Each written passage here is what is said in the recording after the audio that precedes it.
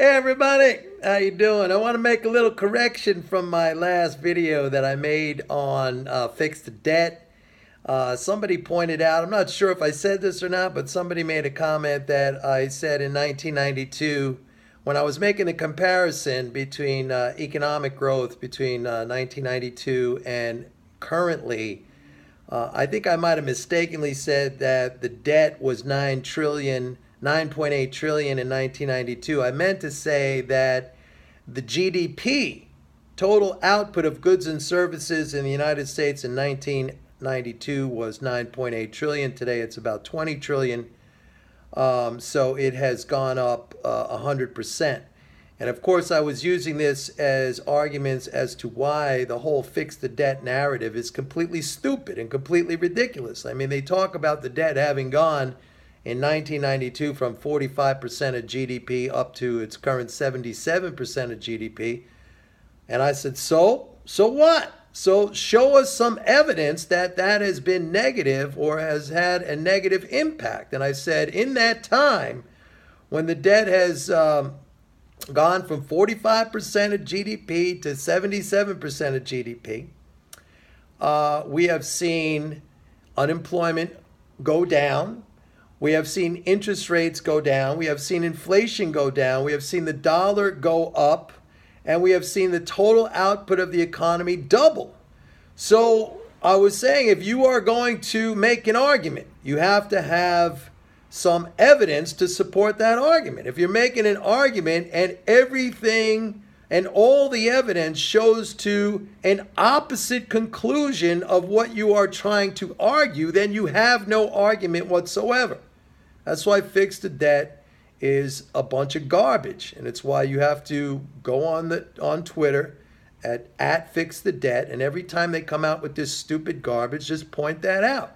Interest rates are lower, unemployment is lower, the economy is larger, inflation is down, the dollar is stronger. I mean, come on, you got to come up with some evidence to support your argument. Otherwise, it's a bogus, ridiculous argument. All right, so if I did say 9.8 trillion, referencing the debt in 1992, I meant to say that the GDP was 9.8 trillion, and now it's 20 trillion. All right. On to the markets. Crude oil today, interesting. As you know, I've been very bullish on crude based on the fundamental situation. We have very low supplies of crude.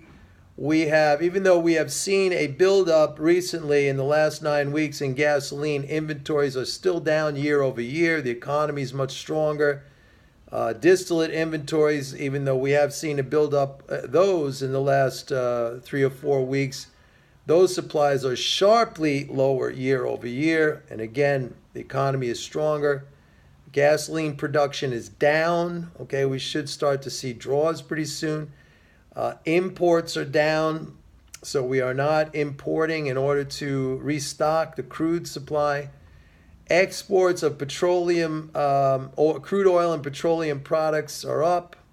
So what we're producing here, a larger percentage of what we're producing here, we're sending it away to foreigners. So, and by the way, I do a full breakdown of all this in the weekly EIA report that I put out, as I have been telling you.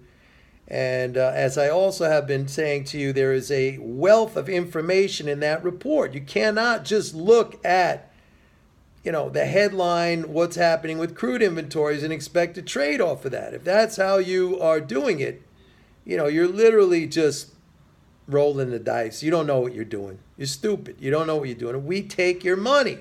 That's what we do. We take your money. All the other things, as I've been saying, dollar is down, okay? We're long the yen. Yen is rallying. We're long the Canadian dollar. Canadian dollar is rallying. All these things, all right? Interest rates going up. Bond prices going down. So, yeah, a lot of this stuff is now actually starting to gold. Take a look at gold. All this stuff is starting to play out. Now, I mentioned a stock the other day, which we bought at 33 and change, which is Seagate Technologies. And then it came out a few days ago that they were an early investor in the cryptocurrency Ripple. That stock is now at 49. It jumped up almost another, 7-8% today. So big move in Seagate.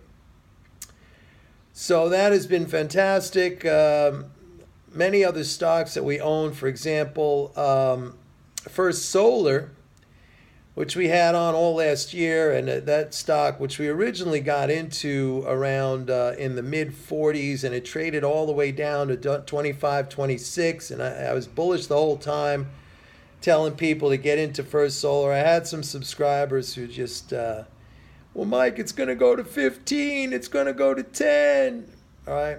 Well, that's at 73 right now.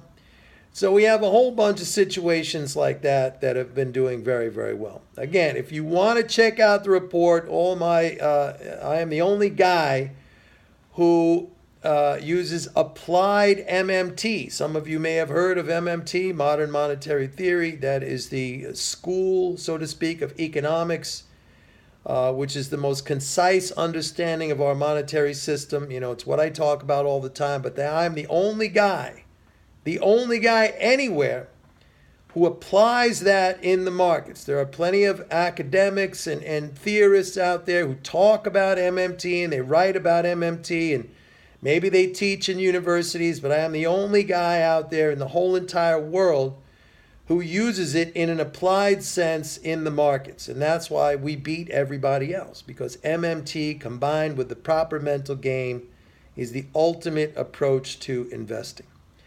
So there you have it, folks. I just wanted to make that correction. If I said 9.8 trillion referencing the debt in 1992, I meant to say 9.8 trillion was the GDP, and it's 20 trillion now.